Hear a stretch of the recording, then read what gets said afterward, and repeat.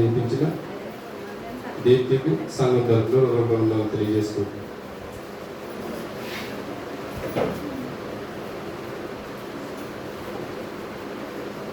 ప్రార్థన చేసుకుని వాక్యంలోకి వెళ్దాం.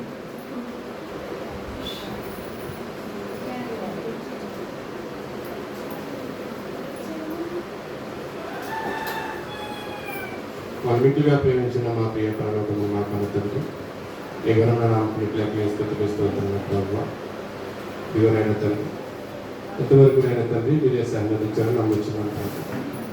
ఇవరైనా తండ్రి, ఇక్కడ కూడి వచ్చిన మేమందరం నైనా తండ్రి, ఈ యొక్క వాక్యంలో ఉన్నటువంటి పరమార్థాన్ని గ్రహించి వాక్యంలో ఉన్నటువంటి నైనా తండ్రి ఈ మాటలు విలీనైన తండ్రి విడిచిపెట్టే వాళ్ళని కాకుండా విలీనైన తండ్రి భద్రం చేసుకునే అవసరం అందించిన ప్రభావ ఇవన్నీ తండ్రి మమ్మల్ని నిలబెట్టుకునే ప్రభావ ఈ యొక్క వాక్యానుసారమైన తండ్రి జీవితాన్ని మా అందరితో పంచుకోవడానికి మీరే సంబంధించినారు నమ్ముచున్నాం ప్రభావ.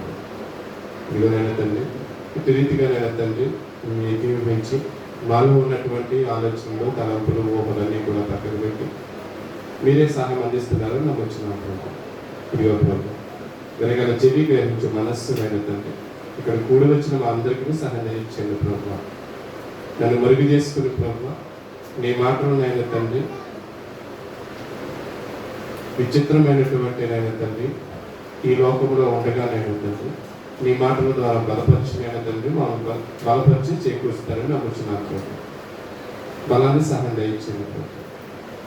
నిలుగురిని నైనా తండ్రి నీ ప్రేమతో ముత్తుకునే ప్రభావ నీ వాక్యం వైపునైనా తండ్రి నడిపించడానికి సహాయం దయచేయండి ప్రభావ. వెనగల చెవి గ్రహించే మనస్సు వచ్చిన బిడ్డలు తండ్రి ఆలపించే భాగ్యం దయచేయండి ప్రభావ. రాని బిడ్డలు కూడా సహాయం దయచేస్తారని ప్రభావ. ఈ చిన్ని ప్రార్థన పరపతిలో దయచేయమని తగిన యేసుక్రీస్తు ప్రభువు నామమున సమర్పించున్నాం తండ్రి. ఆమేన్.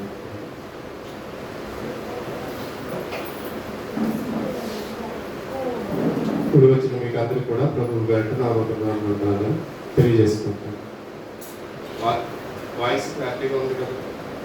వాయిస్ క్లారిటీగా వస్తుంది.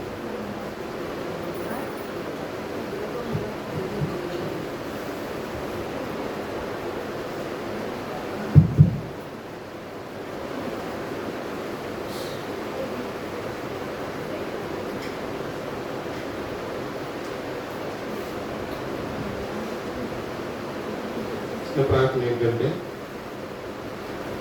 దేవుడు ఆశీర్వదించి మనం ప్రేమించి మనం ఎప్పటి నుంచో బాక్స్ పోయింది కాబట్టి బాక్స్ కొనుక్కోవడానికి కృప చూపినందుకు దేవుడికి మరొకసారి హృదయస్తోత్రం తెలియజేసుకుంటున్నాను. మీకు అందరికీ కూడా ప్రభు గారు వందనాలు తెలియజేసుకుంటున్నాను.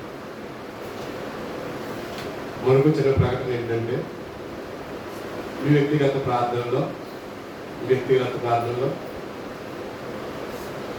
నేను చేసే ప్రతి అడుగులోనూ మీ యొక్క ప్రార్థనలో జ్ఞాపకం చేసుకోండి.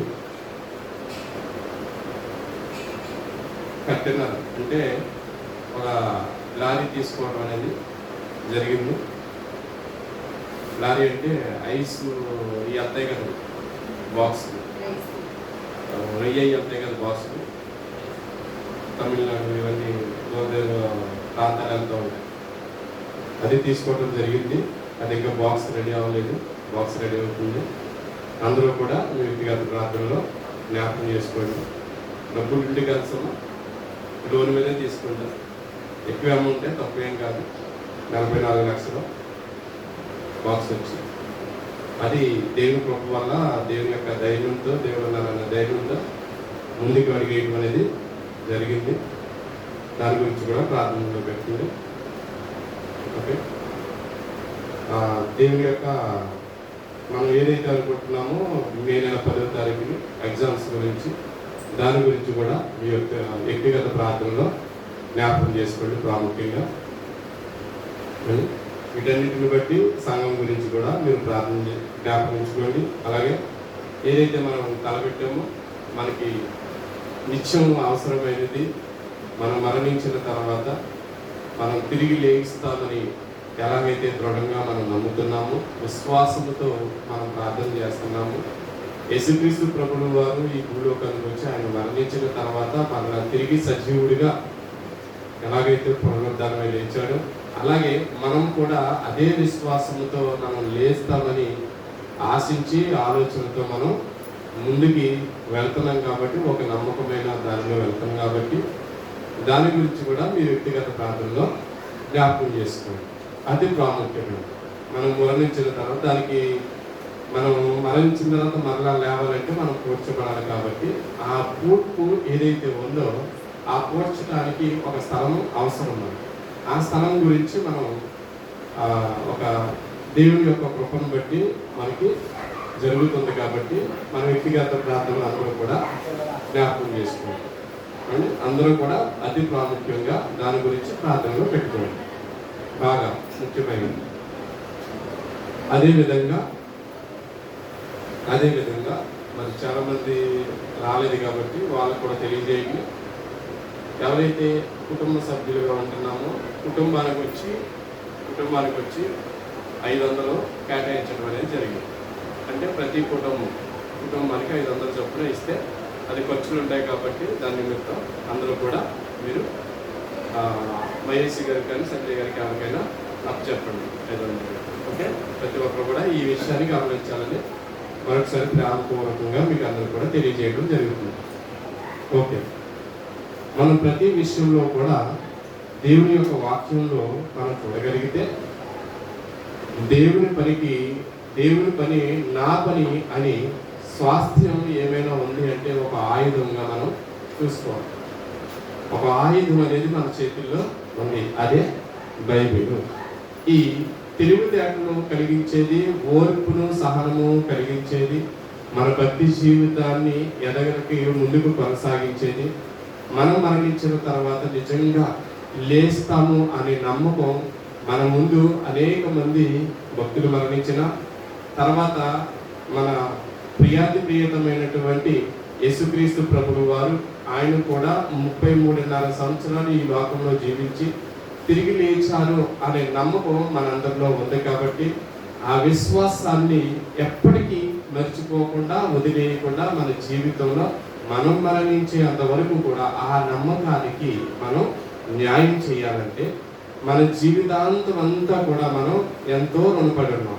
ఆ రుణానికి ఏమైనా ఉంది అంటే మనం జాగ్రత్తగా శుభ్రంగా మంచి ఆచితూసి ప్రతి అడుగు వేసి మన జీవితంలో మాట కానీ చేత కానీ నడవడికి కానీ ప్రతి విషయంలో జాగ్రత్తలు తీసుకుంటూ మనం బ్రతికిన తర్వాత మరణించిన తర్వాత మరలా తిరిగి లేస్తామనే నమ్మకం యేసుక్రీస్తు ప్రభువు వారు చూపించారు.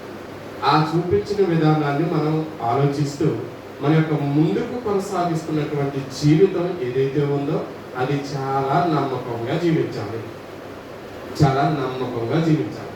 మనకి ముఖ్యంగా నమ్మకం అంటూ ఉండాలి. నమ్మకం అనేది లేకపోతే ఏది చేసినా అది వృధా, అది జరగదు. ఒకవేళ జరుగుతుంది అన్న భ్రమలో నువ్వు ఉంటావు కానీ అది నిజంగా జరగదు. ఎందుకు జరగదంటే నువ్వు పైకి నమ్మకంగా ఉన్నావు కానీ లోపల వేరే థాట్ ఉందనుకో అది నమ్మకం కాదు. నిజంగా ఈ భూమి మీదకి వచ్చిన నేను మరలా లేస్తాననే నమ్మకం మనలో రావాలి.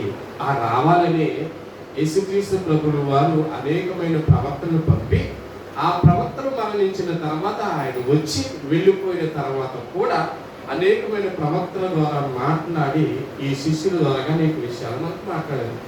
ఆ మాటల్ని కాసేపు ఆలోచించిన విధానాన్ని దేవుడు స్వాస్థ్యముగా ఇవ్వాలనుకుంటే ఆయన పనికి మనం నిలబడి ఉండాలి.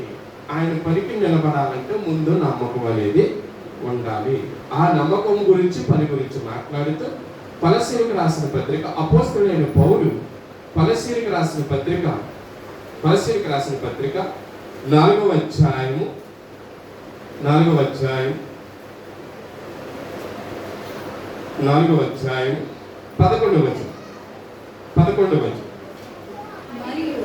మరియు యూస్తు అను యేసు కూడా మీకు వందనములు చెప్పుచున్నాడు.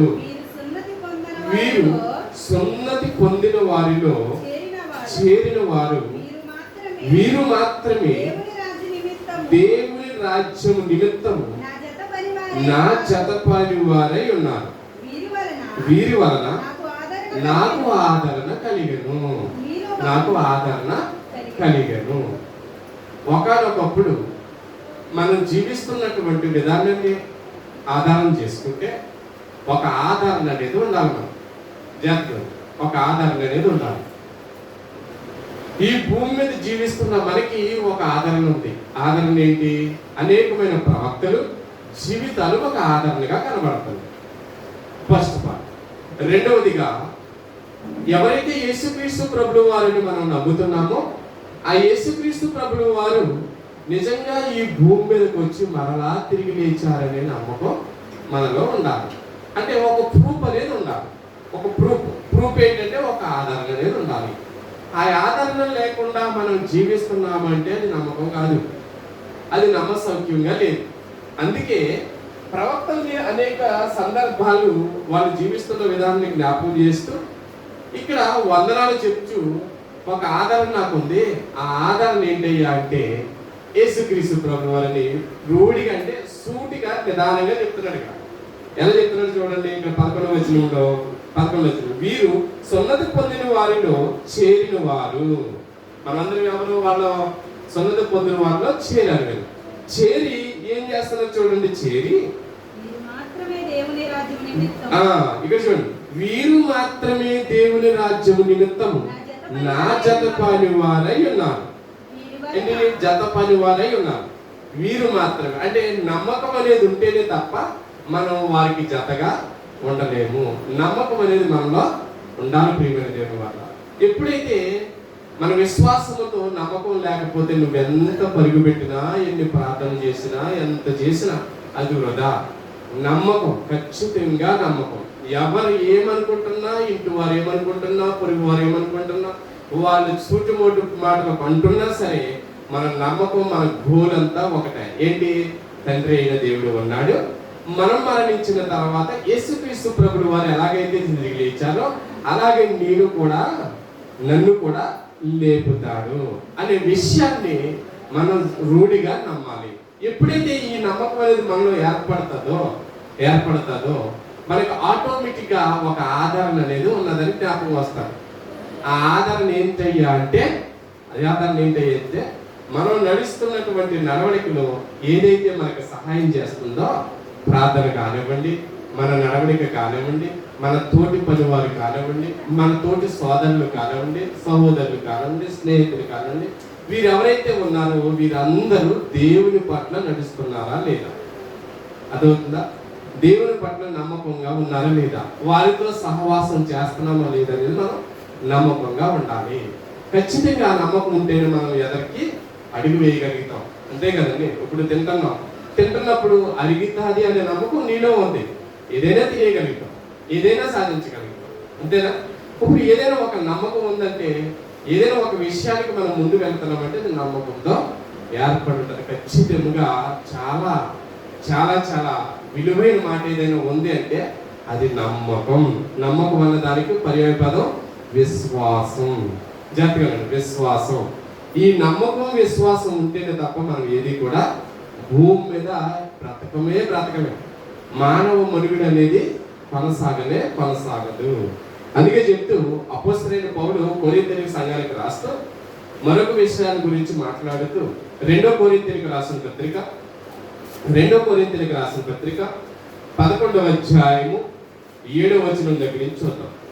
2 కొరింథీయులకు రాసిన పత్రిక 11వ అధ్యాయము 7వ వచనం దగ్గర నుంచి, మిమ్మల్ని హెచ్చింపవలెనని మీకు దేవుని సువార్తను ఉచితముగా ప్రకటించుచు నన్ను నేనే తగ్గించుకొనినందున పాపము చేసితినా. అపోస్తలుడైన పౌలు కొరింథీయుల సంఘానికి లేఖ రాస్తూ ఒక విచిత్రమైన మాట మాట్లాడుతున్నాడు.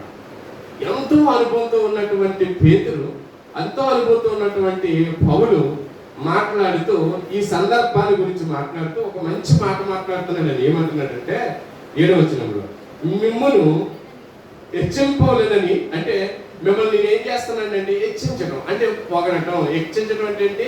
పొగడటం. ఒకవేళ మిమ్మల్ని నేను పొగుడుతుంటే మీకు దేవుని సువార్త ఉచితంగా ప్రకటించుచు నన్ను నేనే తగ్గించుకొనినందున పాపము చేసేదనా. చూడండి, అది మంచిదా చెడ్డదా? నన్ను తగ్గించుకొని మీకు స్వార్థ చెప్తున్నానండి. అది మంచిదా చెడ్డదా? మంచిదే కదా. నీవంటున్నాడు ఇక్కడ, నేను పాపం చేస్తున్నానా అని అంటున్నాడంటే ఒకవేళ మీరు వింటలేదేమో అనే కదా. మీరు వినకపోతేనే కదా పాపం చేస్తున్నట్టు. వింటున్నారనుకో నేను హ్యాపీగా ఫీల్ అవుతాను. వింటలేదనుకో, విని దాని ప్రకారంగా ప్రవర్తిస్తున్నారనుకో విశ్వాసం ఉన్న మీరు, నేను హ్యాపీగా ఫీల్ అవుతాను. అలాగే ఇక్కడ ఏమంటాడంటే పౌలు కూడా ఏమంటాడంటే, ఒకవేళ మీరు వినకపోతే నేను తప్పు చేసేదేమో, తప్పు చేస్తున్నానేమో, తప్పుగా ప్రవర్తిస్తున్నానేమో, తప్పుగా మీకు ప్రకటిస్తున్నానేమో అని తనలో తాను ఏం చేస్తున్నాడు, నేను పాపం చేస్తున్నానేమో అని అనుకుంటున్నాడండి. మరే విషయం కిందకు మాట్లాడుతూ నేను చెప్పమ్మా, మీకు పరిచర్య చేయుటకై నీ ఇతర సంఘముల వలన జీతము పుచ్చుకొని వారి ధనము దొంగిల వాడినైతే మరియు నేను, ఒకవేళ ఈ విషయం కూడా మీకు చెప్తున్నాను, మీకు పరిచర్య చేస్తా ఉంటుంటే నేను ఇతరుల దగ్గర సంఘము వలన జీతం పుచ్చుకొని వారి ధనము దొంగిలిస్తున్నానా, వారి ధనం ఏం చేస్తున్నాను, దొంగిలిస్తున్నానా అని కూడా ఈ విషయాన్ని కూడా రూఢిగా మాట్లాడుతున్నాడు.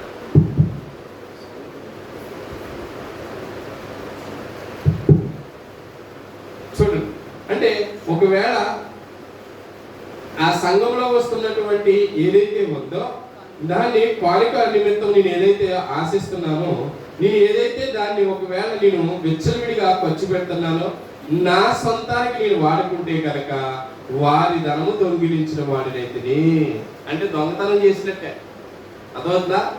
ఒక దొంగని ఇంట్లో నుంచి పట్టుకెళ్ళిపోతే అదిగో ఎవరికి చెప్పకుండా ఏది పడితే అది తీసుకెళ్ళిపోయిన వాడిని దొంగ అంటాం. అంతేనా? ఇంట్లో అబ్బాయి అయినా, కుమార్తె అయినా, కుమారుడైనా, ఇంట్లో ఎవరైనా సరే, ఇంట్లో ఏదైనా సరుకు ఉందనుకోండి, ఆ సరుకు నేను చెప్పకుండా పట్టుకెళ్ళిపోతున్నాం అనుకో, అది దొంగతనమా కాదా? అది దొంగతనం. ఆ దొంగతనాన్ని ఎలా వివరిస్తున్నాడు చూడండి. మీరు ఒకవేళ మీరు వేసిన కోనికి నేను లెక్క పత్రం లేకుండా చెప్పకుండా నా ఇష్టానుసారంగా నేను వాడేస్తే అది నేను దొంగనే. అది కూడా చెప్తున్నాడు, నేను దొంగనే. నేను ఎంత బోధించినా, ఇన్ని సంవత్సరాలు బోధ చేసినా, ఎంత ప్రసంగాలు చేసినా, ఇంతమందికి నేను మాదిరే కనబడినా, ఒకవేళ మీరు ఇచ్చిన కోనికి నేను ఏదైనా వాడుకుంటే అది నేను దొంగ అని చెప్తున్నాడు. నేను దొంగనే అనుకుంటున్నాను. చదువు. మరియు నేను మీ యొద్దనున్నప్పుడు నాకు అక్కర కలిగి ఉండగా నేను ఎవరి మీదను భారం మోపలేదు. మాసిదోనియా నుండి సహోదరులు వచ్చి నా అక్కర తీర్చిరి. ప్రతి విషయంలోనూ నేను మీకు భారముగా ఉండకుండా జాగ్రత్త పడితే. చూడండి, ఎంత అద్భుతమైన మాటలు చూడండి. పౌలు మనం అనుకుంటూ ఉంటాం, ఎవరైనా ఇలా ప్రసంగాలు చేసి ఇలా అనేకమైన విషయాలు మీరు మారకపోతే ఇది వృధా అని చెప్తూ ఉంటారు చూసారా? ఆ విషయాన్ని ఎవరైనా సంఘాలు ఏమైనా అనుకుంటారేమని చెప్పేసి ఆ వాక్యాన్ని మాట్లాడితే ఏమంటున్నాడంటే, మరియు నేను మీ యొద్దనున్నప్పుడు నాకు అక్కర కలిగి ఉండగా నేనెవరి మీదను భారం మోపలేదు. అమ్మా నాకు బియ్యం అవసరం, బియ్యం లేవు నేను అడగలేదు. పౌలు అంటున్నాడండి ఇక్కడ. పౌలు ఏమంటున్నాడు, నాకు బియ్యం అవసరం నేను అడగలేదు, నాకు బండికి పెట్రోల్ కావాలని నేను అడగలేదు, నేను సువార్త చెప్తున్నాను నాకు పలానా అవసరం అని నేను అడగలేదు. నేను ఒకవేళ అవన్నీ కూడా నేను ఒకవేళ అడిగితే కనుక కలిగి ఉండగా నేను ఎవరి మీద భారం నేను మోపలేదు. మాసిదోనియా నుండి సహోదరులు వచ్చి నా అక్కర తీర్చిరి. అక్కర ఉందా లేదా? అక్కర ఉంది. అంటే అవసరత ఉందా లేదా? అవసరత ఉంది.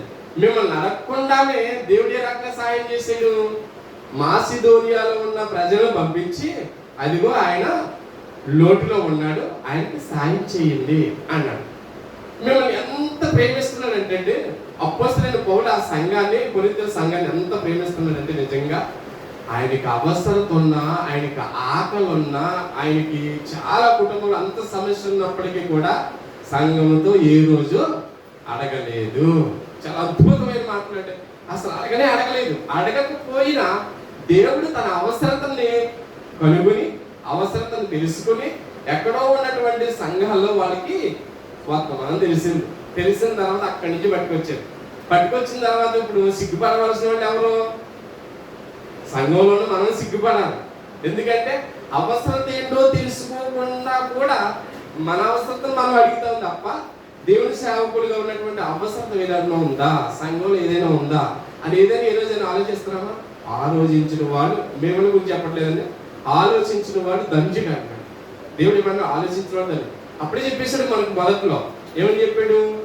ఈ లోకమైన లోకంలో ఉన్న వాటేమని దేన్ని కూడా ఆశించకండి, ఇది కేవలం నిష్ప్రయోజనం. ఇవన్నీ కూడా ఏ రోజుకైనా ఏమి తేలేదు, ఏమి తీసుకుని పోము. కాబట్టి వీటిలన్నిటినీ కూడా దేవుడు ఇచ్చాడు కాబట్టి దేవుడికే ఉపయోగించండి.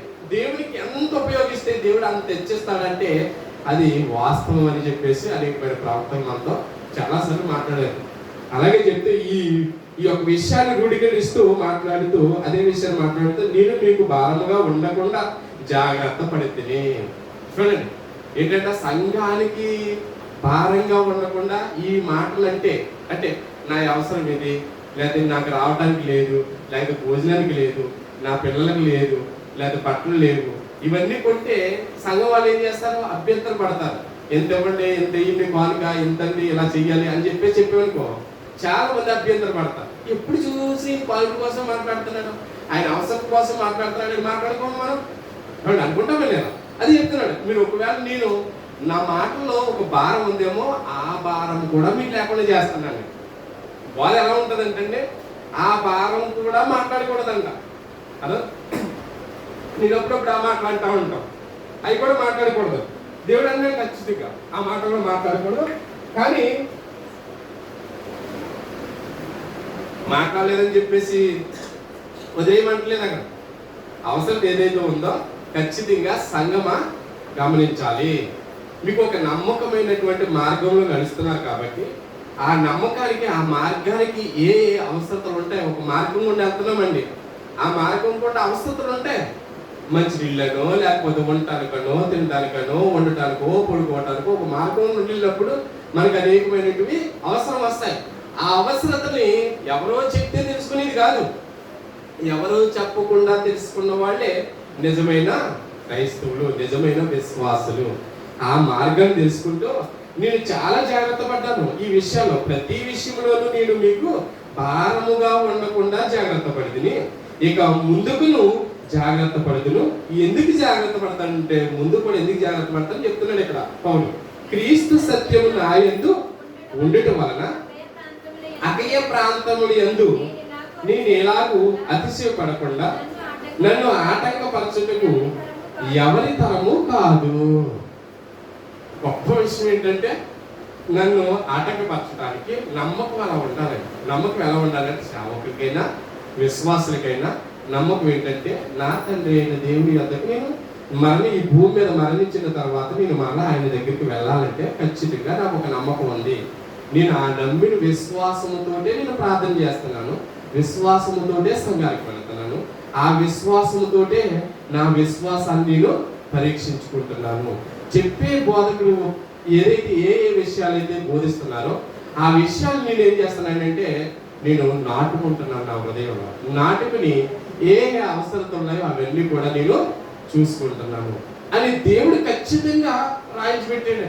అదే విషయాలు కాకుండా సామెతల గ్రంథంలో ఇవన్నీ ఈ లోకంలో ఏదైతే ఉన్నారో ఇవన్నీ కూడా మన జీవితంలో మనం ముందుకు నడవటానికి, మనం ఖచ్చితంగా దేవుని మార్గంలో నడవాలంటే, నమ్మకంగా నిలబడాలంటే మనకి తెలివి ఉండాలి ముందు.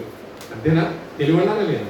లేదండి నాకు తెలివి లేదు, ఏం లేదంటే అంతే సంగతి. తెలివి ఉండాలి. అంటే అక్కడి నుంచి ఇక్కడికి రావాలన్నా ఎన్ని గంటలు లేవాలి అది కూడా తెలివితో ఉంటారు. అంతేనా? లేదండి నాకు మెలకు వచ్చినప్పుడు లేకుతాను అంటే ఈలోగా ఫ్రిడ్జ్కి పోతాం కలిసిపోతాం. అదవుతుందా? అంత స్పష్టంగా చెప్పాల్సి లేదు. ఫ్రిడ్జ్కి పోతామంటే ఇంకా చుట్టేస్తా షాపు, అదేనా? ఆ ప్రకారంగా ఉంటారు. లేదు నమ్మకంగా తెలివితేటలైన వాళ్ళు అంటే ఇవాళ ఆదివారం ఖచ్చితంగా వెళ్ళాలి, వెళ్ళి ఆరాధనలో పాల్గొవాలి అని ఎవరైతే తెలివితేటలు కలిగి ఉంటారో వాళ్ళ గురించి మాట్లాడుతూ సామెతల గ్రంథంలో మాట్లాడుతున్నారు. 19వ అధ్యాయం సామెతల గ్రంథం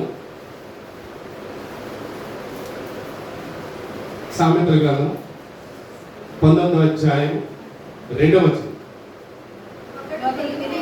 అందరూ రాసుకోండి. సామెతల గ్రంథం 19వ అధ్యాయం 2వ వచనం. ఒకడు తెలివి లేకుండుట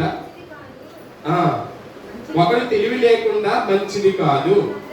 తొందరపడి నడిచేవారు దారి తప్పిపోవును. ఇక్కడ చూడండి, తెలివి గురించి మాట్లాడుతూ తెలివి చాలా అవసరము. ఈ తెలివి ఎక్కడ దొరుకుతుంది? ఈ తెలివితేటలు ఎక్కడ దొరుకుతాయి? తండ్రి దగ్గరే దొరుకుతాయి. జాగ్రత్త గమనించి, తండ్రి దగ్గరే దొరుకుతాయి. లోకంలో నువ్వు ఎన్ని గంటలు కూర్చున్నా, రోజులు నువ్వు ప్రసారం చేసినా, రోజులు నువ్వు తిరిగినా నీకు తెలివితేటలు ఎక్కడే వచ్చి అంటే లోకంలో ఎక్కడ దొరకవు. ఎక్కడ దొరికితే ఆయన సన్నిధిలోనే దొరుకుతాయి. ఆయన సన్నిధిలో ఈ తెలివితేటలు ఉంటే తప్ప మనం నమ్మకంలో దృఢంగా ఉండలేము. అదే విషయాన్ని మాట్లాడితే ఏమన్నాడు? తొందరపడి నడుచువాడు దారి తప్పిపోవును. తొందరపడి ఏం చేస్తాడు? ఉన్నవాడు అలాగా దారి తప్పిపోతాడంట. తొందరపడి అంటే తొందర నిర్ణయాలు చేసుకుంటారు కదా చాలా మంది కుటుంబాల్లో కూడా.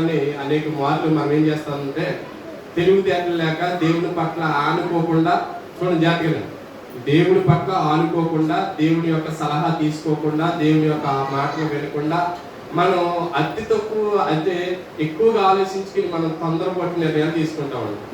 ఆ నిర్ణయాలు తొలగిపోతాము. ఖచ్చితంగా దేవుళ్ళో తొలగిపోతాము. తొలగిపోకుండా ఉండాలంటే, దేవుళ్ళో స్థిరత్వం ఉండాలంటే మనకు ఒక నమ్మకం ఉంది. ఆ నమ్మకాన్ని మనం బలపరచుకోవాలి. ఆ నమ్మకాన్ని మనం బలపరచుకోవాలంటే ఖచ్చితంగా దేవుడి దగ్గర మనం ఏం చేసుకోవాలి? తెలివిని సంపాదించుకోవాలి. తెలివిని మనం కాపాడుకోవాలి. ఎప్పుడైతే ఆ తెలివిని సంపాదించుకుని దాన్ని కాపాడుకుంటూ వస్తామో అదే విషయాన్ని మనం ఆ తెలివి ఎలా వస్తుంది అయ్యా అంటే ఆ విషయాన్ని కూడా మాట్లాడుతున్నాడు. 21వ అధ్యాయం సామెతల గ్రంథం 21వ అధ్యాయం సామెతల గ్రంథము 21వ అధ్యాయం 5వ వచనం. శ్రద్ధ గల వారి యోచనలు లాభకరములు, తాలిమి లేక పనిచేయు వానికి నష్టమే ప్రాప్తించును. ఇక్కడ చూడండి, శ్రద్ధ గల వారి యోచనలు లాభకరము. శ్రద్ధ గల యోచనలు అంటే ఆలోచనలు. శ్రద్ధగా ఎవరైతే ఆలోచిస్తారో, శ్రద్ధగా దేవుని దగ్గరికి వచ్చి ఎవరైతే వింటారో, వినిన వాక్యాన్ని భర్తలతో, భార్యలతో, పిల్లలతో ఎవరైతే పంచుకుంటారో వారు ఖచ్చితంగా లాభకరము. నేను ఎందుకయ్యా దేవుని సన్నిధికి వెళ్తానని మీరు ప్రశ్నించుకోండి. నేను ఎందుకు ప్రతి వారము దేవుని సన్నిధికి వెళ్తున్నాను, ప్రతి వారం వాక్యం అంటున్నాను, ప్రతి వారం మీటింగ్ అంటున్నాను, లేదా ప్రతి వారము కూడా ఏదో ఒకటి చేయాలనుకుంటున్నాను అంటే ఖచ్చితంగా దీని పట్ల లాభం ఉంది అంటున్నాడు దేవుడు. ఏం లాభం అంటే తెలివితేటలతో కూడినటువంటి నీ సంసారం ఏదైతే ఉంటుందో, తెలివితేటలతో కూడినటువంటి నీ బ్రతుకు జీవితం ఏదైతే ఉంటుందో ఖచ్చితంగా శ్రద్ధ గల వారి యోచనలు.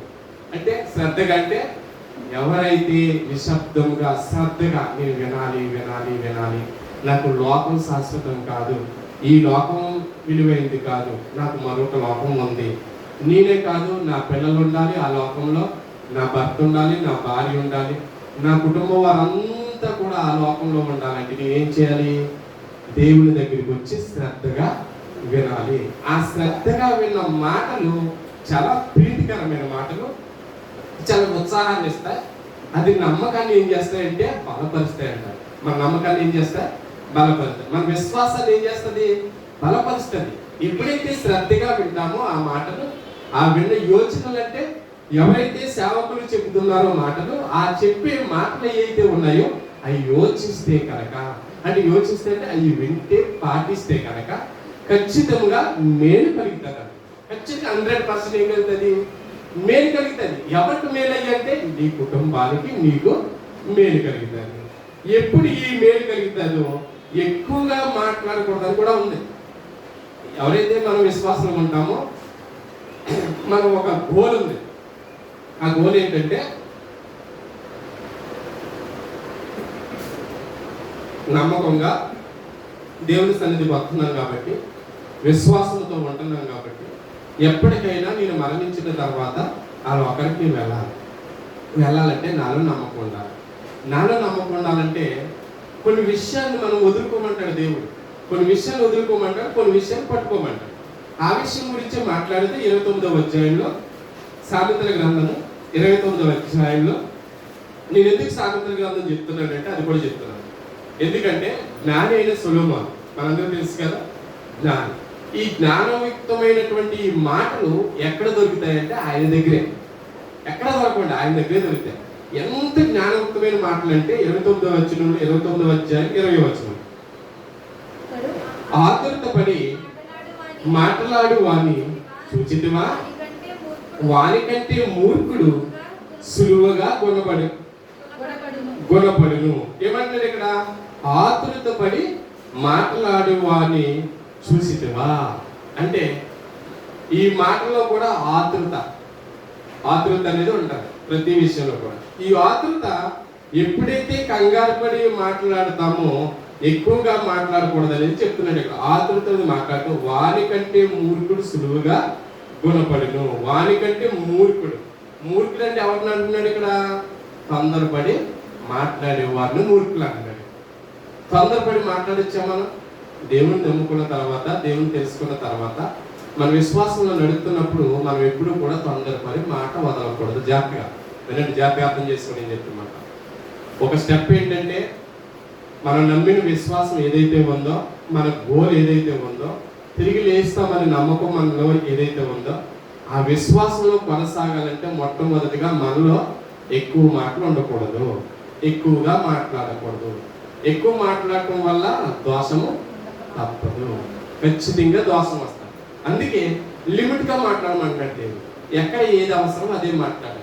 కుటుంబంలో అత్తగారి దగ్గర ఏది మాట్లాడాలో అదే మాట్లాడాలి, అమ్మగారి దగ్గర ఏది మాట్లాడాలో అదే మాట్లాడాలి. ఒక ఫ్యామిలీ దగ్గర మనం మధ్యలో ఉన్నప్పుడు, పిల్లల దగ్గర ఉన్నప్పుడు ఏది మాట్లాడాలో అయ్యే మాట్లాడాలి. చాలా మంది ఎక్కువగా పిల్లల మీద ఎక్కువ ప్రేమ పెంచేసుకుంటాం. దేవుడు కూడా ఎక్కువ ప్రేమ పెంచొద్దు. ఎంతవరకు నాకంటే అంటాడు దేవుడు. ఏంటంటే లోకంలో ఫస్ట్ ఆఫ్ ఆల్ నాకంటే లోకంలో ఎవరిని ప్రేమించొద్దు అన్నాడు. ఎవరిని అంటే ఆఖరికి నిన్ను నువ్వు కూడా ప్రేమించుకోకూడదు. అంటే నిన్ను నువ్వు కూడా ప్రేమించకూడదు అంటే పిల్లలను కూడా ప్రేమించకూడదు. వాస్తవం ఇది. మొట్టమొదటికి ఎవరికి ప్రాధాన్యత ఇవ్వాలి? తండ్రి అయిన దేవుడికి మాత్రమే ప్రాధాన్యత. ముఖ్యంగా ఎప్పుడైతే దేవుణ్ణి ఎక్కువగా ప్రేమిస్తామో అప్పుడు ఆటోమేటిక్గా మన లోపల ఉన్నటువంటి మాటలు ఏవైతే ఉంటాయో అవి చాలా స్పష్టంగా తక్కువగా వస్తూ ఉంటాయి. ఆ తక్కువగా వచ్చినప్పుడు ఏవైతే వస్తాయి ఆ మాటలు అవసరమైన మాటలు వస్తాయంట. ఒకవేళ నువ్వు ఇక్కడికి వచ్చి సంఘానికి వచ్చి నువ్వు వెళ్ళిపోయి దెబ్బలు వేస్తున్నావు అనుకో, నీలో దేవుడు లేనట్టే. బాగా గమనించండి, మనలో దేవుడు లేనట్టే ఖచ్చితంగా. అయితే ఒకటి అన్నాడు మరలా దేవుడు, ఇంకోటి అంటాడు. ఏమంటాడంటే ఎక్కువగా ఆధ్యాత్మికంగా అంటే ఎవరైతే ఆత్మీయతగా దేవుని పట్ల పనిచేస్తూ దేవుని పట్ల ఉంటారో దేవుని పట్ల కూడా ఆత్మీయంగా ఎదిరించడం కూడా ఉంది. అంటే ఆత్మీయతగా మనం దేన్నైతే హెచ్చరించాలో దాన్ని హెచ్చరించాలి. ఆత్మీయతగా దేన్నైతే హెచ్చరించకూడదు దాన్ని హెచ్చరించకూడదు. అది కూడా ఉంది బయట. రెండు కోణాలు ఉంటాయి ఖచ్చితంగా. ఒకటి వెచ్చగలను, నువ్వు వెచ్చగలను అంటే ఖచ్చితంగా ఇటు దిక్కున తెగిపోతే ఇటు దిక్కున తెగిపోతుంది. అందుకే చాలా జాగ్రత్తగా ఉండాలంటాడు. దైవభక్తిలో ఉన్న వారందరూ కూడా, విశ్వాసం ఉన్న వారందరూ కూడా చాలా జాగ్రత్తగా మసులుకోవాలి. తక్కువగా మాట్లాడటానికి ప్రయత్నం చేయండి. తక్కువగా ఎప్పుడైతే మాట్లాడతామో అప్పుడు దేవుడు ఖచ్చితంగా మన మధ్యన ఉంటాడని మనం నమ్మాలి. వారి నమ్మకాన్ని దేవుడు కూడా, యేసుక్రీస్తు ప్రభువు వారు కూడా ఎలా మాట్లాడుతున్నాడో చూడగలిగితే యోహాను సువార్త యేసుక్రీస్తు ప్రభువు వారు ఏమని సంబోధిస్తున్నారో, ఏం మాట్లాడుతున్నారో మనం గమనించగలిగితే ప్రియులారా, యోహాను సువార్త 16వ అధ్యాయము 3వ వచనం. వారి తండ్రిని నన్ను తెలుసుకొనలేదు కనుక ఇలాగ చేయుదురు. అవి జరుగు కాలము వచ్చినప్పుడు నేను వాటిని గురించి మీతో చెప్పినదని మీరు జ్ఞాపకం చేసుకుని లాగున ఈ సంగతులు మీతో చెప్పుచున్నాను. నేను మీతో కూడా ఉంటిని కనుక మొదటిని ఇక్కడ చూడండి. ఇక్కడ యేసుక్రీస్తు ప్రభువు వారు మాట్లాడుతూ 3వ వచనం మాట్లాడుతారు. ఏమనంటే వారి తండ్రిని నన్ను తెలుసుకొనలేదు కనుక ఏలాగు చేయుదును. ఏం చేసింది ఇక్కడ? వాళ్ళు యేసుక్రీస్తు ప్రభువు వారిని సిలువేయడానికి ముందే యేసుక్రీస్తు ప్రభువు వారు ఏమన్నారంటే, వారు నన్ను నమ్మలేదు, నన్ను తెలుసుకోలేదు కనుక నేను ఏం చెప్తున్నానంటే వారు మిమ్మును సమాజ మందిరంలో నుండి వెలివేయుదురుగా, మిమ్మును చంపు ప్రతి వాడిని తాను దేవునికి సేవ చేయించున్నానని అనుకుని కాలం వచ్చుచున్నది. ఏంటంటే మొట్టమొదటి చెప్తున్నాడు ఇక్కడ, మొదటి చదవండి. మీరు అభ్యంతర పడకుండా వలనని ఈ మాటలు మీతో చెప్పుచున్నాను. వారు మిమ్మును సమాజ మందిరంలో నుండి వెలివేయుదురు. మిమ్మును చంపు ప్రతి వాడు తాను దేవునికి సేవ చేయుచున్నానని అనుకొని కాలం వచ్చుచున్నది. ఇక్కడ యేసుక్రీస్తు ప్రభువు మాట్లాడుతూ ఈ సందర్భాన్ని మీరు అభ్యంతర పడకుండా వలెనని నేను ఒక మాట చెప్తున్నాను. ఆ మాట ఏముందంటే, మీరు మిమ్మల్ని సమాజ మందిరంలో, వారు మిమ్మల్ని సమాజ మందిరంలో వెలివేస్తారు. ఖచ్చితంగా వారు మిమ్మల్ని చంపుతారు. వారు దేవునికి సేవ చేయుచున్నానని అనుకున్న కాలము వచ్చుచున్నది. మనం అనుకుంటామంట దేవుని కాలం వచ్చేస్తుంది, నేను దేవుని సేవ చేస్తున్నాను అనుకుంటాం. అంటే ఏంటంటే ఈ పోట్లాటలు, ఈ చంపుళ్ళు, ఈ నరుకుటాలు, ఇవన్నీ ఏవైతే ఉన్నాయో ఇవన్నీ కూడా నేను దేవుని సేవ చేస్తున్నాను, దేవుని సేవ నడుస్తుంది అని అనుకుంటామంట. ఆ కాలం వస్తుంది, వచ్చేటప్పుడు ఈ చెప్తున్నాను సేవ చేయించున్నాను అనుకుని కాలం వచ్చుచున్నది. వారు తండ్రిని నన్ను తెలుసుకోలేదు కనుక ఎలాగూ చేయదురు. అంటే వాళ్ళు ఏం చేస్తారు, తండ్రిని నన్ను తెలుసుకోలేదు కాబట్టి వీళ్ళు ఎలా చేస్తున్నారు.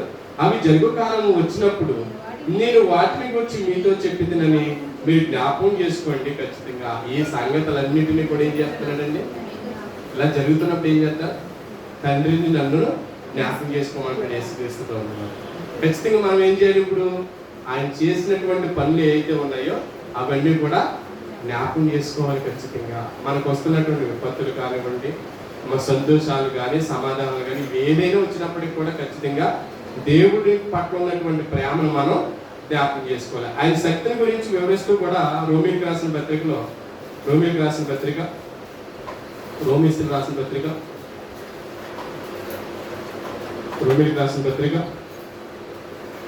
10వ అధ్యాయం 2వ వచనం.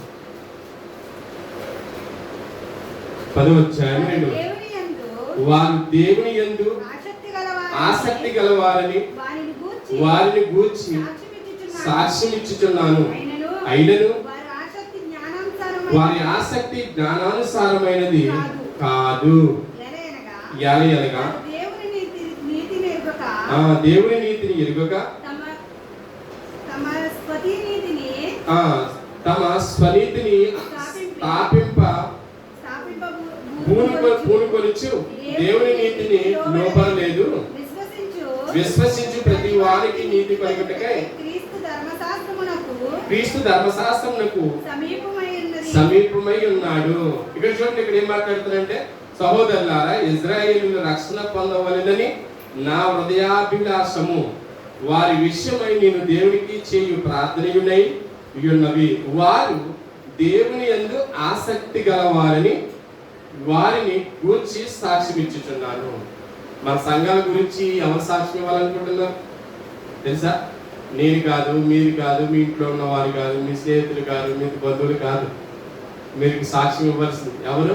స్వయంగా డైరెక్ట్ ఇవ్వాలి, దేవుడే ఇవ్వాలి. ఎవరు? వారు నా విశ్వాసులు, వారు నా యొక్క పనిని వారు ఖచ్చితంగా నెరవేరుస్తారని మీ కుటుంబంలో వాళ్ళ సాక్ష్యాలు పొందుకోకండి. మీరు వాళ్ళు చెప్పుకుంటే పోనీ, చెప్పలేదు, వాళ్ళు చెప్పుకోలేదు, నేను ఎంత చేసి నేను అంత చెప్పాను, నేను ఎంత కానికి ఇచ్చాను, నేను అంత కానికి ఇచ్చాను, నేను రోజు ప్రార్థనకి వెళ్తున్నాను, నా గురించి ఎవరు సాక్ష్యం చెప్పట్లేదు అని అనుకోకండి. ఎవరు సాక్ష్యం చెప్పాలి? మొట్టమొదటిగా దేవుడే చెప్పాలి. అది చెప్తున్నాడు, వారు దేవుని యందు ఆసక్తి గలవారని వారిని గురించి సాక్ష్యం ఇచ్చుచున్నాను. వారి గురించి సాక్ష్యం ఎవరు ఇవ్వాలి? దేవుడి ఇవ్వాలి. ఖచ్చితంగా మన గురించి సాక్ష్యం. అటువంటి సాక్ష్యాన్ని మనం పొందుకోవాలి. మన ప్రార్థనలో మనం నిలకడగా ఉండాలి, నమ్మకంగా ఉండాలి. ఖచ్చితంగా ఆ నమ్మకాన్ని మనం ఒమ్ము చేసుకోకూడదు. వారి గురించి సాక్ష్యం జ్ఞానానుసారమైనది కాదు, ఎలయనగా వారు దేవుని నీతిని ఎరుగక తమ స్వనీతిని స్థాపింప పూనుకొనుచు దేవుని నీతిని లోపరచలేదు. విశ్వసించు ప్రతి వానికి నీతి కలుగుటకై క్రీస్తు ధర్మశాస్త్రమునకు సమీపమై ఉన్నారు, సమీర్తి అయి ఉన్నాడు. ప్రతి విశ్వాసి కూడా ఏం చేస్తున్నాడంటే, ప్రతి వానికి కలుగుటకై క్రీస్తు ధర్మశాస్త్రమందు మనం ఖచ్చితంగా నిలబడి ఉండాలి. ఎప్పుడైతే దేవుని యొక్క నమ్మకంలో మనం ఉంటామో, మన ఆసక్తి అంతా కూడా ఎలా ఉండాలంటే, ఖచ్చితంగా దేవుని వైపే పరుగు తీయాలి. మన ఆసక్తి ఎలా ఉండాలంటే నా గురించి ఎవ్వరూ చెప్పకూడదు, సాక్ష్యం దేవుడే చెప్పాలి.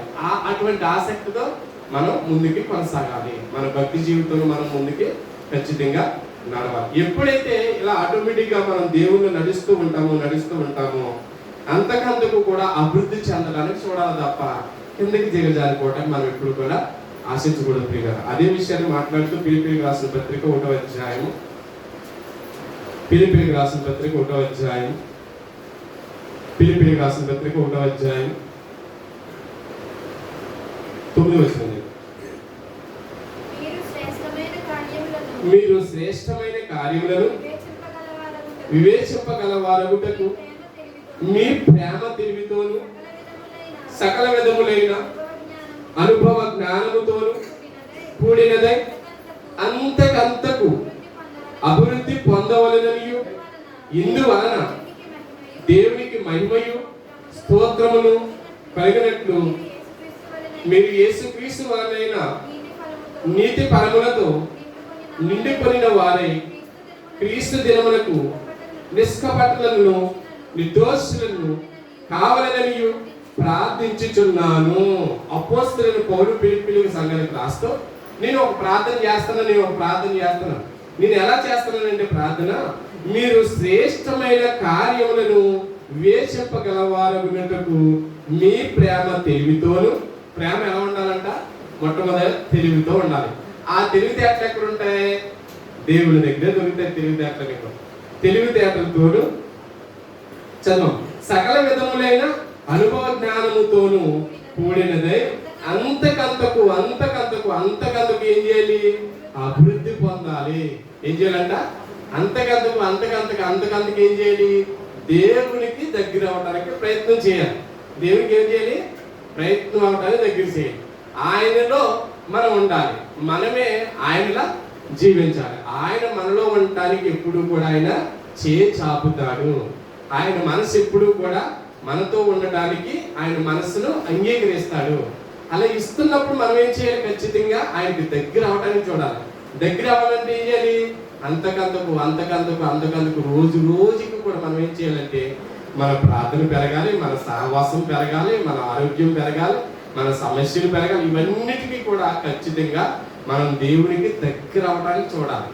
చాలా మంది ఏదైనా కొంత కలిగిందనుకో, ఆరోగ్యం ఉందనుకోండి, అప్పుడప్పుడు కనపడతారు. అదే ఆరోగ్యం లేదనుకోండి, ఒక 3 వారాలు 4 వారాలు ఖచ్చితంగా లయంగా క్రమంగా కనపడతారు. అదే ఆరోగ్యం ఉందనుకోండి, దూరంగా వెళ్ళిపోతారు. ఆరోగ్యం లేకపోతే దగ్గరికి వస్తారు. ఎవరికి? నాకు కష్టమా?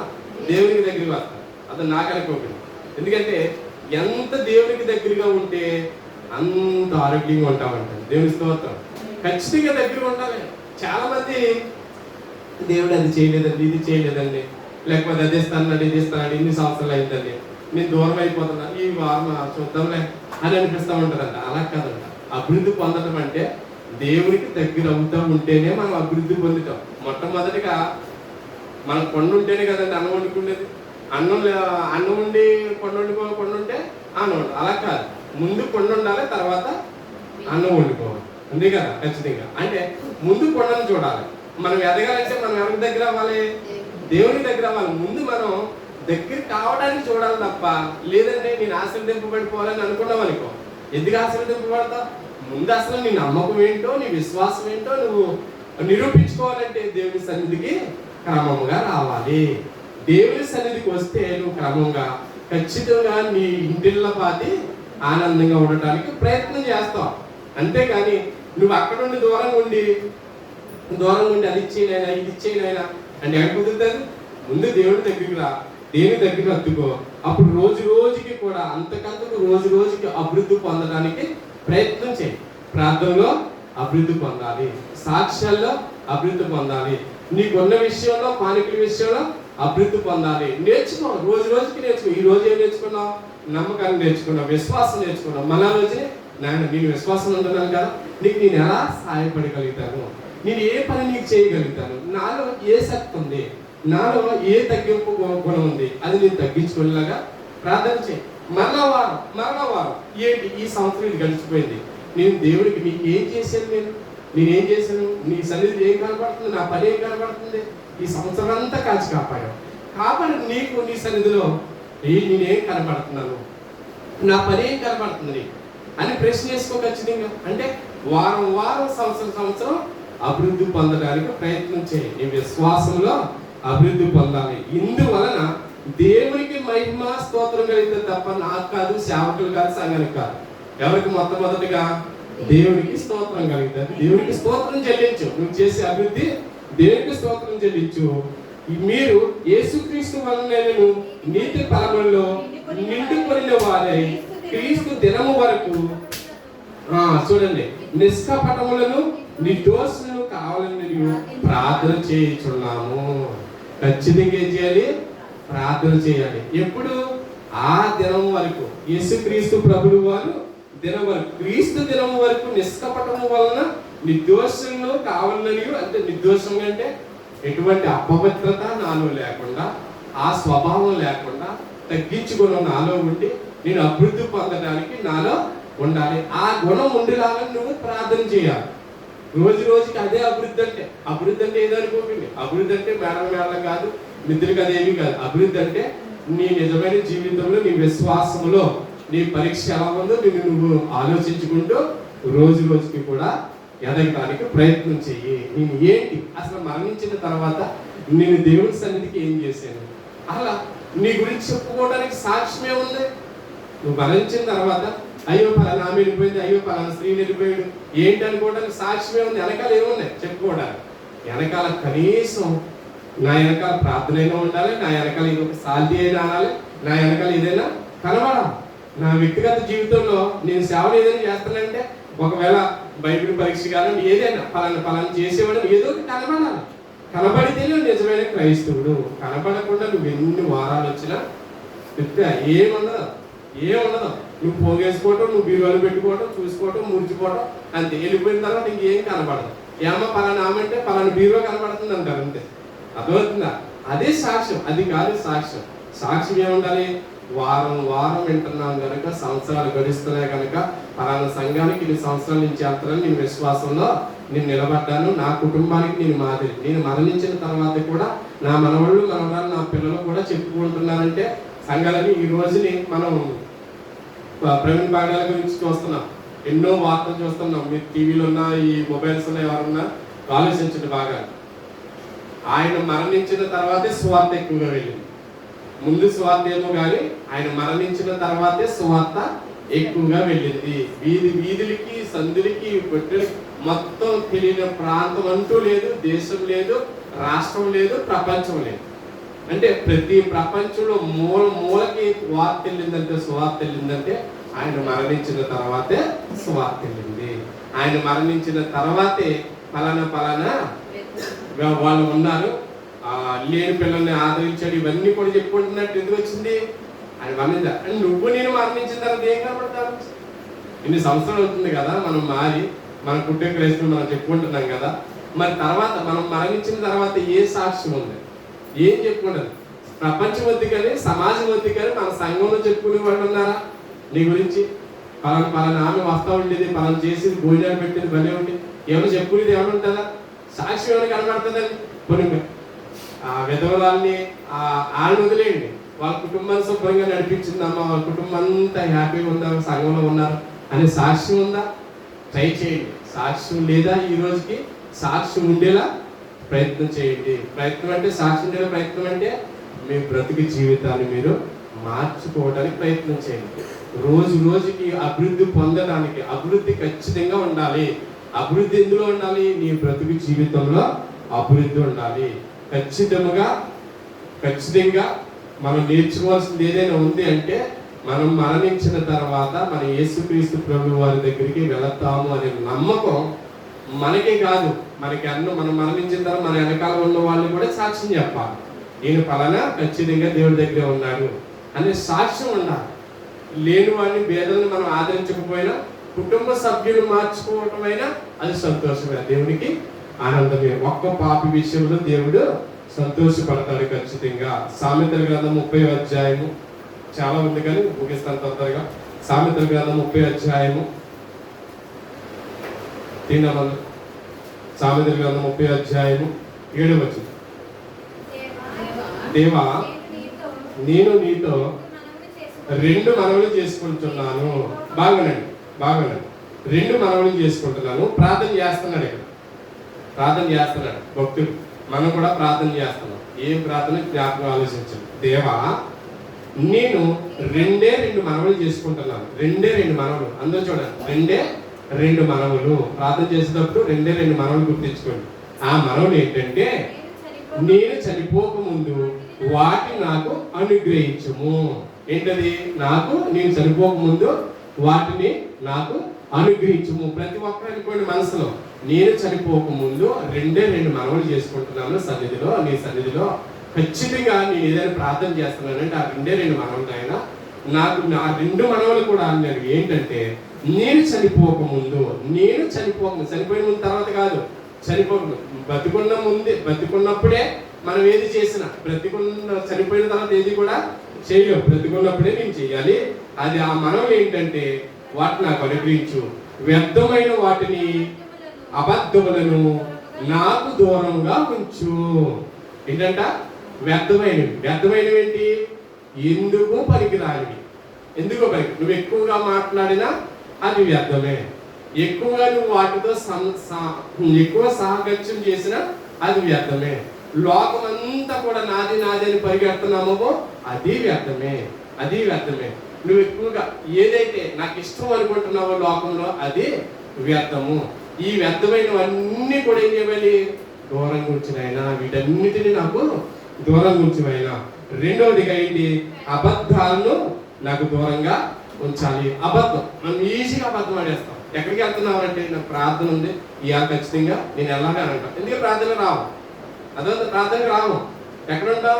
లోకానుసారమైనటువంటి ఆలోచనలో ఉంటాం. వ్యర్థం సమస్తం వ్యర్థం అన్నాడు కదా ప్రసంగి. అవును కదండి? మరి వ్యర్థమైన వాటి గురించి మనం ఆలోచిస్తున్నామంటే అది ఎంతవరకు న్యాయం? ఎంతవరకు మన విశ్వాసం ఉన్నట్టు? ఎంతవరకు మనకు నమ్మకం ఉన్నట్టు చెప్పండి.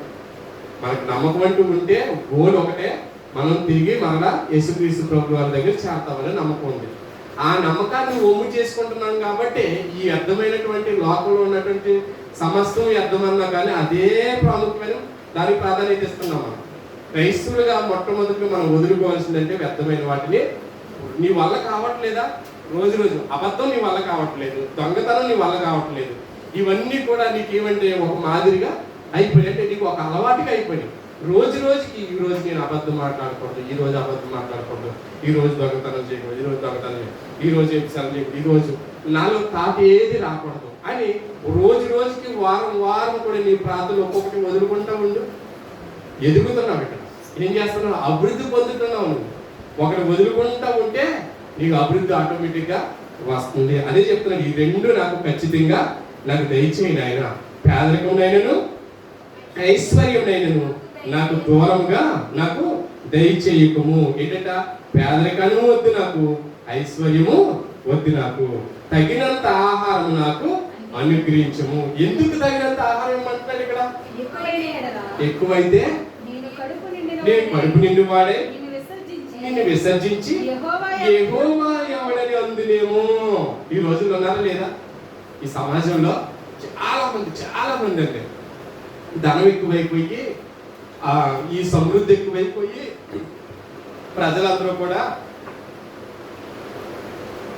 దేవుడు ఉన్నాడేంట్లే అని ఉండుకునేవారు లేకుండా లేరు.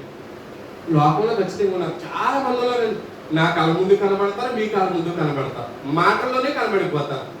విన్నాలే, ఇప్పుడు నా దగ్గర ఏదైనా ధనం ఉందనుకోవా, దేవుడు ఏంటి అనుకుంటా, ప్రతిదీ కొనేయాలనుకుంటా, కొనేస్తాం. కానీ మరణం దగ్గరికి వచ్చిన తర్వాత తెలుస్తుందంట ఏంటి? ఆ మరణాన్ని, ఆ యొక్క బ్రతుకు జీవితాన్ని ఊపిని మనం కొనలేం కాబట్టి అప్పుడు తెలుస్తుంది దేవుడు ఉన్నాడని సంగతి. అది అంతా తెలియకముందు చెప్తున్నాడు ఏమంటే, తగినంత ఆహారం నాకు అనుగ్రహించిన ఆయన. ఒకవేళ నేను ఎక్కువైపోతే నీకు దేవుడు ఉన్నాడా, ఎక్కడున్నాడు చూపించు అని అంటాను నేను. అది తెలియదు ఎట్లా అంటారు. వీటన్నింటిని కూడా, ఇవి అన్నింటినీ కూడా మీరు ఆఫ్ చేసుకోవాలంటే ఖచ్చితంగా నేను చనిపోకముందు 2 దయచేయమని మన ప్రార్థనలో మనం ఖచ్చితంగా ఓపికతో మనం ప్రార్థన చేయాలి. లూకా సువార్త 19వ అధ్యాయము, లూకా సువార్త ఎందుకంటే మళ్ళీ వాకింగ్ చెప్పకపోతే ఈవేళ మట్లాది వారు ఆయన వాకింగ్ చెప్పకుండా వెళ్ళిపోయాడు, వచ్చాడు ఏదో చెప్పేసాడు వెళ్ళిపోయాడు అనుకుంటారని చెప్పేసి లోకా సువార్త 19వ అధ్యాయము 38వ వచనం. ప్రభువు పేరట వచ్చు రాజు స్తుతింపబడును గాక, పరలోకమందు సమాధానమును సర్వోన్నతమైన స్థలములలో మహిమయు ఉండును గాక అని తాము చూచిన అద్భుతములన్నిటిని గూర్చి మహాశబ్దముతో దేవుని స్తోత్రము చేయసాగేది. యేసుక్రీస్తు ప్రభుని వారు తెలుసు కదా మనందరికీ సందర్భం. ఈవేళ ఏదైతే జరుగుతుందో, ఈవేళ ఏదైతే మట్లాది వారం జరుగుతుందో 34వ వచనం 33 32 ఇవన్నీ చూసుకుంటే ఆ గాడిద పిల్లను విప్పించుచుండగా దాని యాజమానులు ఇదంతా మనకు తెలుసున్నది. ఇదంతా కూడా ఈ తెలిసిన సందర్భంలో ఒక అద్భుతమైన మాట ఏం మాట్లాడుతున్నాడంటే 39వ వచనంలో ఆ సమూహములో ఉన్న కొందరు పరిసయ్యులు బాధకుడా 38 నుంచి ప్రభువు పేరట వచ్చు రాజు స్తుతింపబడును గాక, పరలోకమందు సమాధానమును ఎక్కడ సమాధానము పరలోకమందు సమాధానం దొరుకుతుంది, సర్వోన్నతమైన స్థలములలో మహిమయు ఉండును గాక అని తాము చూచిన అద్భుతములన్నిటిని గురించి మహాశబ్దముతో దేవుని స్తోత్రం చేయసాగి ఆ సమూహములో ఉన్న కొందరు పరిసయ్యులు బాధకుడా నీ శిష్యులను గద్దెంపుకొని ఆయనతో చెప్పగా ఆయన వాళ్ళని చూచి వీరు ఊరకుని ఎడల ఈ రాళ్ళు కేకలు వేయునని మీతో చెప్పుచున్నారని నేను. ఇక్కడ చూడండి, ఇక్కడ ప్రతి సందర్భాన్ని మనం ఆలోచించుకుంటే టైం సరిపోదు కాబట్టి ఖచ్చితంగా యేసుక్రీస్తు ప్రభులు వారు పట్టుబడుతున్నప్పుడు ముందు ఏం జరుగుతుందంటే ఒక ఈ గాడిద ఏదైతే ఉందో గాడిద పలానా చోట ఉన్నదాని తర్వాత తీసుకెళ్ళినప్పుడు ఈ పాటలు పాడుకుంటూ సర్వోన్నతికి జయము సర్వోన్నతికి జయమని పాట పాడుకుంటూ వెళ్తున్నప్పుడు యేసుక్రీస్తు ప్రభుల వారు అక్కడ ఒక విచిత్రమైన మాట మాట్లాడుతున్నారు. 29వ వచనంలో మీరు బాగా గమనించారు. పరిసయ్యుడు బాధకుడా నీ శిష్యులు గద్దింపుమని ఆయనతో చెప్పగా 38 రాజు స్తుతింపబడిన గాక పరలోకమందు సమాధానము సర్వోన్నతమైన స్థలములలో మహిమయు ఉండును గాక. చూడండి, ఇక్కడ యేసుక్రీస్తు ప్రభులు వారు గురించి మాట్లాడితే ఇక్కడ సర్వోన్నతిని చేయమని ఎప్పుడు ఆకలేస్తున్నారు? మీరు ఇవన్నీ కార్యక్రమాలన్నీ చేశారు కదా, అద్భుతాలన్నీ చూశారు కదా, అద్భుతాలన్నీ చూసినా కానీ జయమని చెప్తున్నారంటే వీళ్ళ మనసులో ఒకటిని బయటకు ఉంటుంది, మనసులో ఉంటుందండి బయటకు ఒకటి. మీరు వచ్చారు దేవుడు ఏదో ఆశీర్వదిస్తాడన్న భ్రమతో ఉన్నారు తప్ప యేసుక్రీస్తు ప్రభువు నిజంగా పరలోకం ఉందా అనే ఆలోచన వస్తారు. ఖచ్చితంగా సహజంగా మానవుడికి వచ్చే లోపం ఏంటంటే కనిపించే దాన్ని నమ్ముతాడు కానీ కనిపించిన దాన్ని నమ్మడు. బాగా గమనించండి, ఎంత చెప్పేలాంటున్నారంటే అని అనుకోకండి. కనిపించేదాన్ని ఖచ్చితంగా వెంటనే నమ్మేస్తాం, ఇది జరిగింది అని. జరగలేని దాన్ని జరుగుతుంది అన్న దాన్ని సహజంగా మానవుడు నమ్మడు కాబట్టి ఒక విషయాన్ని లేవనెత్తు అక్కడ ఉన్న ప్రజలు కూడా అప్పట్లో యేసుక్రీస్తు ప్రభు వారు కూడా ఉన్న జనం కూడా అద్భుతాలు చేసేదన్న విషయం తెలుసు, అర్థమవుతుందా? అయినా వీళ్ళు పైకి అంటున్నారు కానీ లోపల వేరే రకంగా ఉంది. దేవునికి జయము సర్వోన్నతిని దేవుని జయము ఇలా పాటలు పాడుతూ వస్తున్నారు కానీ యేసుక్రీస్తు ప్రభు వారు నిజంగా సరిపోతారా లెగిస్తారని అపోహ ఉందా వాళ్ళు నమ్మకం, అర్థమవుతుందా? అలాగే మనం కూడా ఉంటున్నాం, జాగ్రత్త.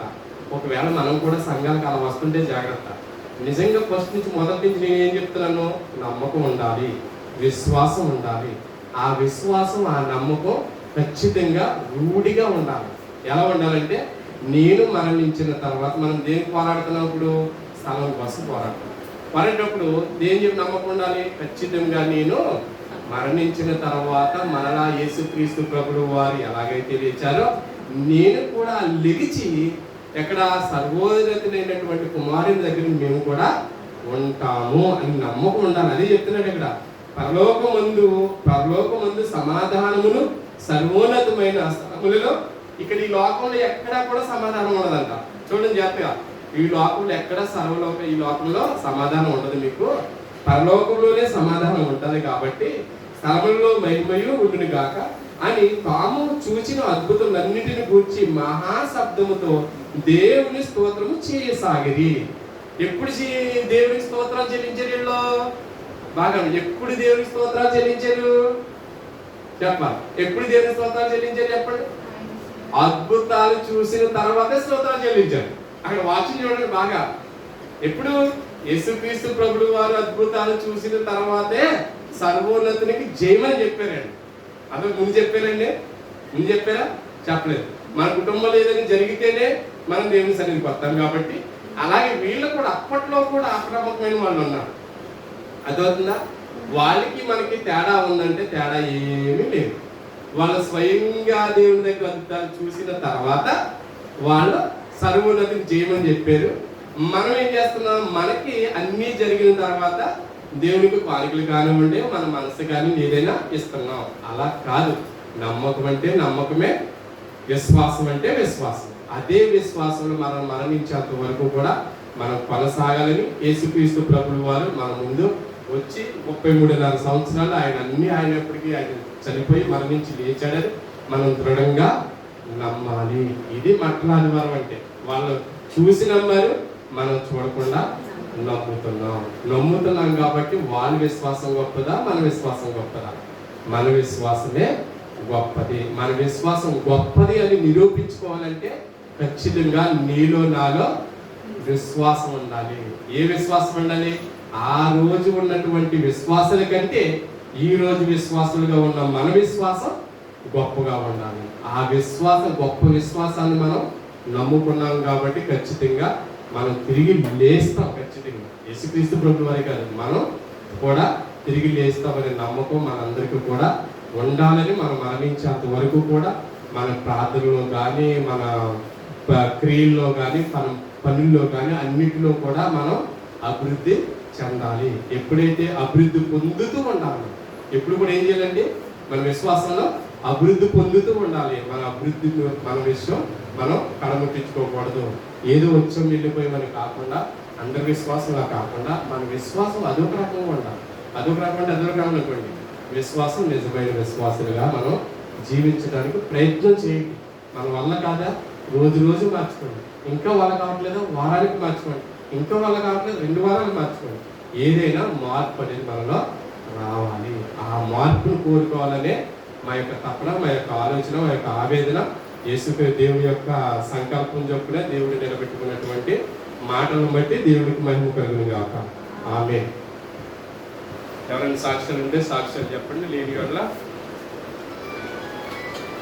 బలాలు కాదు, అందరూ ముందుకు వచ్చినట్లయితే